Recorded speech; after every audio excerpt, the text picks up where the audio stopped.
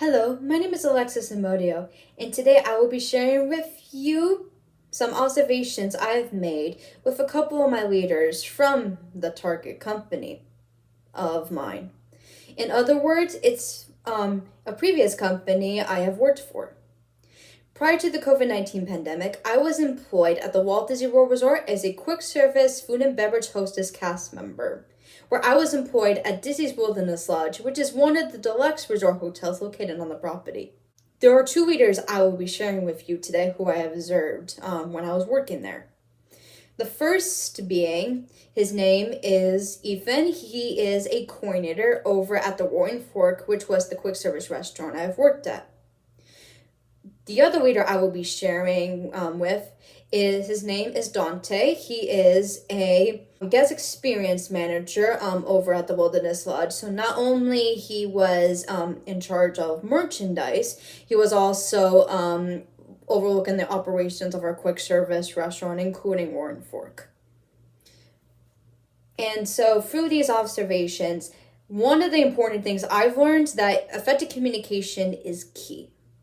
In other words, not only is it important to recognize your leader's way of communication, it is also important to find the most appropriate response to how they're communicating. For example, when I was working in during a busy lunch shift with my coordinator Ethan, we were the only two in the kitchen. It was just me and him, and other cast members were either on break or there were other sections of the restaurant. One of the things when I noticed he was talking with me, he was very assertive and straightforward, especially we not only were trying to get the food, the orders we had in efficient time, we were also trying to focus on quality as well. In this case, show quality. And this story made me recognize that Ethan really showed three of Disney's values: decency, optimism, and quality. Not only he was focusing on the guests' needs and expectations of the food at the restaurant, he also he also cared about how we were working together, as well as my relationship with me during the time, because one of the things I have struggled with during that observation during this observing time is I had struggled to communicate because I didn't fully understand the way he communicated until right after this moment.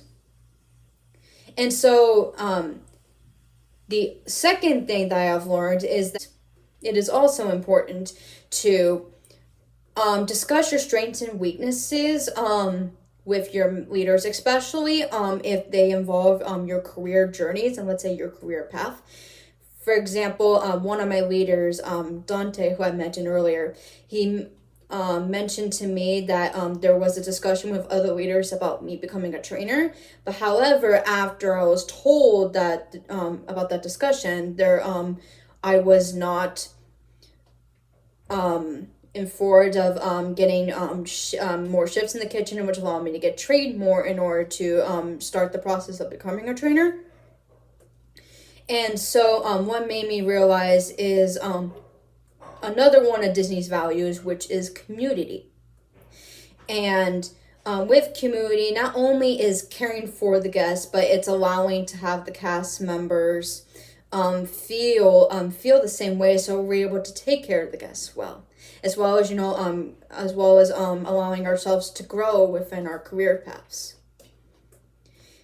And so one of the things that really inspired me with these observations is that it made me think not only of my own professional career path, but also made me think of my personality as a person, and not just in the professional life or at school, but as well as my personal lives without.